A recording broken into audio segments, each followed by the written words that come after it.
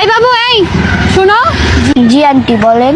তুমি তাড়াতাড়ি আমাদের সাথে বাইক করো, তোমার বাবা আমাদের নিতে পাঠাইছে তোমাকে। আমি তো আপনাদের সাথে যাব না, আমি তো আপনাদের চিনি না। আরে বাবু, তুমি বুঝতেছো না, তোমার আম্মু অনেক অসুস্থ, তোমার বাবা হসপিটালে আছে, আমাদের পাঠাইছে তোমাকে তাড়াতাড়ি যাতে আমরা নিয়ে যেতে পারি। তুমি বাইকে ওঠো তাড়াতাড়ি। না না, আমি আপনাদের সাথে যাব না, আমার মা বাবা অপরিচিত মানুষের সাথে যেতে না করছে। আর আমার মা যদি অসুস্থই হতো, আমার বাবা স্কুলে ফোন দিয়ে আমাকে জানাতো। তোমার কি চাই, তোমার কি খেলনা চাই, বা তুমি কি খাবা? পিৎজা বার্গার তোমাকে তাই কিনে দিব। তুমি তাড়াতাড়ি আমাদের সাথে চলো, তোমার যা চাই তাই কিনে দিব, তবু আমাদের সাথে চলো। না না, আমি আপনাদের সাথে কখনো যাব না, আমার স্কুলের টিচার অপরিচিত মানুষের সাথে যেতে না করছে। এই ছেলে, ভালোই ভালোই বলছি, তুমি তাড়াতাড়ি আমাদের সাথে উঠো বাইকে, না হলে কিন্তু তোমাকে জোর করে ধরে নিয়ে যাবো। খবরদার, আপনারা আমার কাছে আসবেন, আমি কিন্তু চিৎকার করে মানুষ জড়ো করবো। কি ব্যাপার ম্যাম, কি বুঝলেন? কিডন্যাপাররা কি পারবে আমাদের স্কুলের বাচ্চাদের কিডন্যাপ করে নিয়ে যেতে?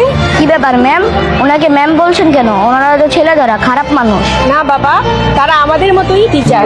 তারা দেখতে আসছে আমরা আমাদের স্কুলের বাচ্চাদের সঠিকভাবে কিডন্যাপারদের সম্পর্কে প্রশিক্ষণ দিচ্ছি কিনা।